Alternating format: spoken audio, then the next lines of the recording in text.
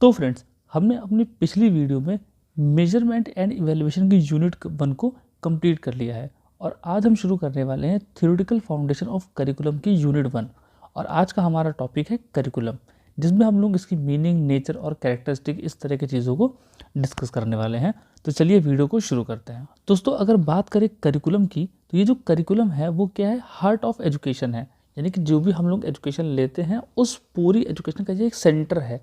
ठीक है, अगर इसको हटा दिया गया तो हमारी पूरी की पूरी एजुकेशन कैसी हो जाएगी, एकदम सेंसलेस या फिर यूजलेस ऐसी हो जाएगी। मतलब अगर ये नहीं रहेगा तो हमारी एजुकेशन में कुछ भी कोई खास बात नहीं रहेगी।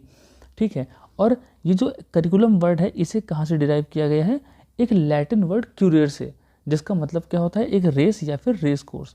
ठीक है, यानी जो करिकुलम वर्ड हम लोगों ने डिराइव किया है वो कहाँ से, एक लैटिन वर्ड है कुरियर, उससे डिराइव किया है, जिसका मतलब क्या होता है, रेस या फिर रेस कोर्स।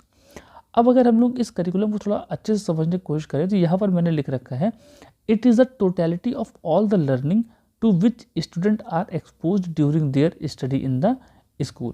यानी कि जब कोई बच्चा स्कूल में पढ़ रहा होता है, ठीक है, तो उसको जितनी भी लर्निंग्स मिलती हैं वहाँ पर, चाहे वो कोई गेम खेल करके मिले, ठीक है, चाहे वो किसी डांस में पार्टिसिपेट कर करे, या फिर उससे कोई एक्टिविटी में पार्टिसिपेट किया है उसके थ्रू उसे, या फिर मतलब किसी भी तरह से जो भी उसको लर्निंग्स हमारे स्कूल में मिल रही हैं, ठीक है, वो सभी के सभी किसके अंदर आती हैं, करिकुलम के अंदर आती हैं। ये करिकुलम ही डिसाइड करता है कि किस एक्टिविटी से या फिर किस डांस से, किस लेसन से बच्चा क्या क्या सीखेगा।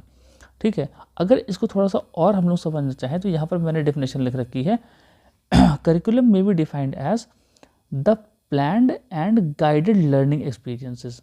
ठीक है, ये जो करिकुलम है वो क्या है, एक प्लान्ड और गाइडेड लर्निंग एक्सपीरियंसेस होते हैं। अब चूंकि बच्चा हमारे पास आ रहा है तो ऐसा नहीं है कि हम उसे कुछ भी सिखा देंगे।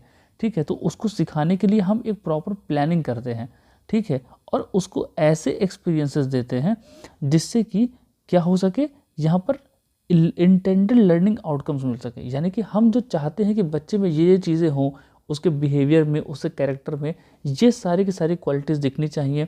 तो हम लोग अपनी प्लानिंग ऐसे करते हैं कि जब बच्चा स्कूल में पढ़ेगा, वहाँ पे लर्निंग एक्सपीरियंसेस को गेन करेगा, तो उसके पास जब वो स्कूल से बाहर निकले तो उसके पास ये चीज़ें या फिर जो भी क्वालिटीज़ हम चाहते हैं कि उसके पास हो वो होनी चाहिए। और इसका मतलब ये बिल्कुल भी नहीं है कि हम कुछ भी अजीबोगरीब क्वालिटीज़ उसके अंदर डेवलप करना चाहते हैं।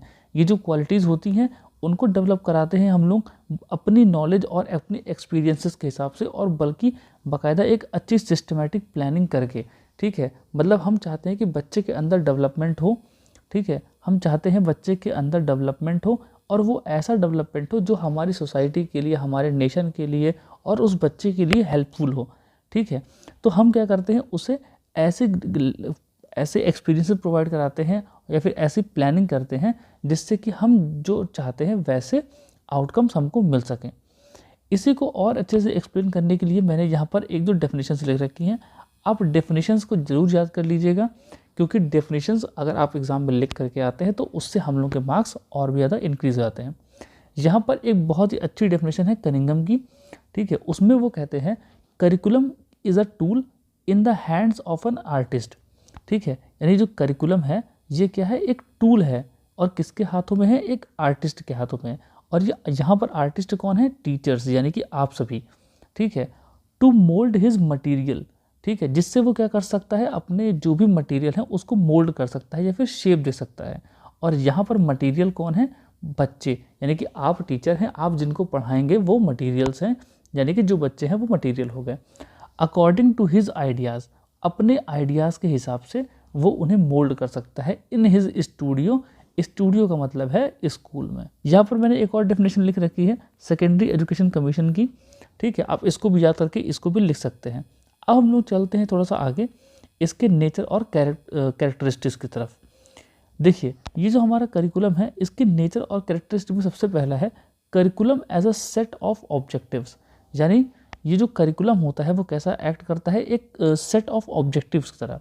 ठीक है, यहाँ पर in curriculum development process the objectives are clear and specific in behavioural and observable terms. यानी कि जब हम लोग ये करिकुलम डेवलपमेंट कर रहे होते हैं तो हम वहाँ पर अपने ऑब्जेक्टिव्स को पहले ही क्लियर कर देते हैं, सेट कर लेते हैं कि भाई हमें जब भी बच्चों को पढ़ाना है, उनको जो भी एक्सपीरियंसेस दे रहे हैं, उससे बच्चों के बिहेवियर में या फिर कैरेक्टर में ये चीज़ें चेंज हो जानी चाहिए। अगर आप चाहते हैं कि उसके अंदर नेशनलिटी की या फिर सबको इंक्लूड करने की, सोसाइटी के लिए एक अच्छी मतलब वो सोच होनी चाहिए, तो हम क्या करेंगे, उसको वैसा ही करिकुलम प्रोवाइड कराएंगे, यानी कि उसको ऐसे ही एक्सपीरियंसेस देंगे जिनसे उसके अंदर ये सारी की सारी चीज़ें आ सकें।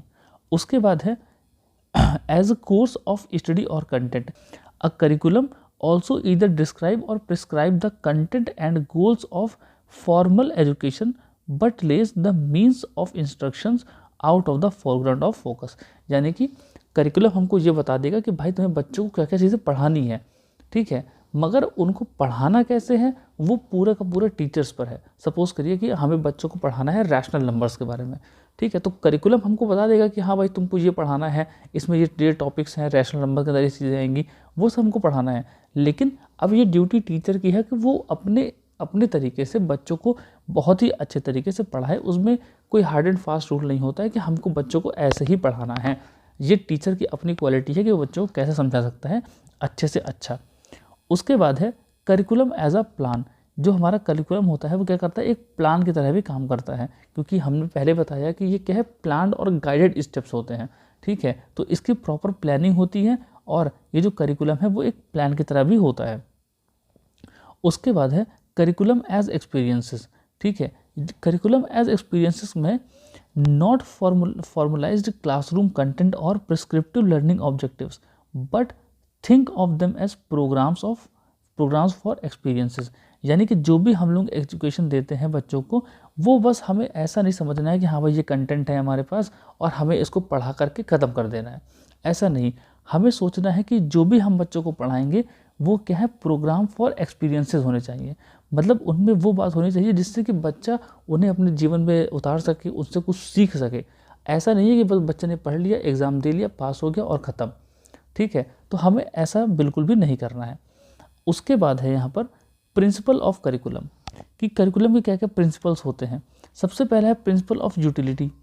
प्रिंसिपल ऑफ यूटिलिटी का मतलब है कि वो जो भी हम लोग करिकुलम बनाएं, जो भी हम लोग उसके बारे में प्लानिंग प्लॉटिंग करें, वो सब ऐसी होनी चाहिए जो हमें मतलब हमारे लिए हेल्पफुल हो, हम उसको यूज़ कर सकें, ठीक है। हम कुछ ऐसा रखें जो हमारी सोसाइटी के लिए, नेशन के लिए और उस बच्चे के लिए, इन सब के लिए हेल्पफुल हो। अगर हमने ऐसा करिकुलम बनाया जो कि मतलब रियल लाइफ से बिल्कुल लिंक ही नहीं कर रहा है, तो उसका कोई भी मतलब नहीं है।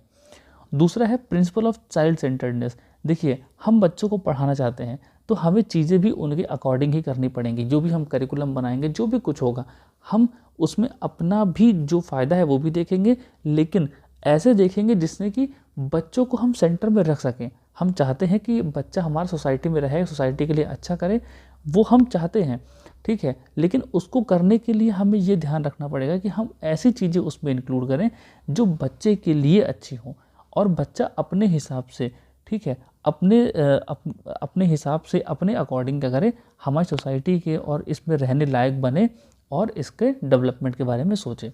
दूसरा है कम्युनिटी सेंटर्डनेस। अब हमें बच्चे के बारे में भी सोचा और अपनी सोसाइटी के बारे में भी सोचना है, क्योंकि फाइनली बच्चे को रहना कहाँ पर है, इसी सोसाइटी में रहना है। तीसरा है एक्टिविटी सेंटर्डनेस, ठीक है, यानी कि जो भी हम बच्चे को पढ़ाएंगे, लिखाएंगे, वो सब ऐसा होना चाहिए कि जिससे वो एक्टिविटी से के थ्रू ज़्यादा सीखे। क्योंकि अगर बच्चा खुद करेगा, खुद पार्टिसिपेट होगा, तो वो क्या करेगा, ज़्यादा चीज़ों को अच्छी तरीके से समझ सकेगा। उसके बाद है inter relation of subjects. Inter relation of subject में क्या है कि भाई ऐसा नहीं होना चाहिए कि हम मैथ्स में उसे कुछ पढ़ाते हैं, वो साइंस में बिल्कुल लिंक ही ना करें। मैथ्स में कुछ अलग ही हम बच्चा सीख रहा है, साइंस में कुछ अलग ही बच्चा सीख रहा है, ऐसा नहीं होना चाहिए। सब्जेक्ट्स के बीच में भी क्या होना चाहिए, एक इंटर कनेक्शन या फिर इंटर रिलेशन होना चाहिए, जिससे कि बच्चा कनेक्ट कर सके कि हाँ भाई साइंस में मैंने ये पढ़ा था, मैथ्स में मैंने ये पढ़ा है, इन दोनों चीज़ें आपस में क्या हो रही हैं, मैच कर रही हैं। उसके बाद है प्रिंसिपल ऑफ क्रिएटिविटी। मतलब ऐसा भी होना चाहिए जैसे बच्चों की क्रिएटिविटी को, टैलेंट को, उनको भी मौका मिलना चाहिए। इसमें प्रिंसिपल ऑफ फ्लेक्सिबिलिटी होना चाहिए। प्रिंसिपल ऑफ फ्लेक्सिबिलिटी का मतलब क्या है कि अगर उसमें कुछ चीज़ें ऐसी हैं जो चेंज होने लायक हो, तो हमें उसको चेंज करना चाहिए। ऐसा नहीं कि हर बच्चे के लिए एकदम फिक्स कर दिया कि हाँ भाई ऐसा ही होगा, ठीक है, तो ये सब चीज़ें होनी चाहिए। उसके बाद प्रिंसिपल ऑफ बैलेंस, वही सब कि हमें उसमें बैलेंस मेंटेन करना है हर एक तरह से।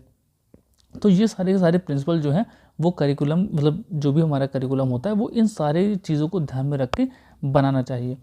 उसके बाद है फैक्टर्स अफेक्टिंग करिकुलम। ऐसी कौन कौन सी चीज़ें हैं जो हमारे करिकुलम को अफेक्ट करती हैं। तो इसमें है पहला गवर्नमेंट पॉलिसीज़ है, फिर सोशल चेंजेस है, फिर इकोनॉमिक कंडीशन है, टेक्नोलॉजिकल चेंजेस हैं और उसके बाद है इन्वायरमेंटल चेंजेस या फिर इन्फ्लुएंसेस। अब गवर्नमेंट की पॉलिसीज़ अगर बदलती हैं तो हमारी क्या होता है करिकुलम भी बदलता है। जैसे आपको पता होगा कि अब शायद रोहित शर्मा का और सुशांत सिंह राजपूत का इन सब के चैप्टर क्या कर दिए गए हैं, बुक्स में ऐड कर दिए गए हैं। मुगल के उसके क्या नाम है चैप्टर्स जो है बुक्स हटा दिए गए हैं। तो ये सब डिपेंड करता है कि हमारी क्या नाम है पॉलिटिकल पार्टी कैसी है या फिर गवर्नमेंट की पॉलिसीज़ कैसी हैं, उन सब पर भी हमारा क्या होता है करिकुलम डिपेंड करता है।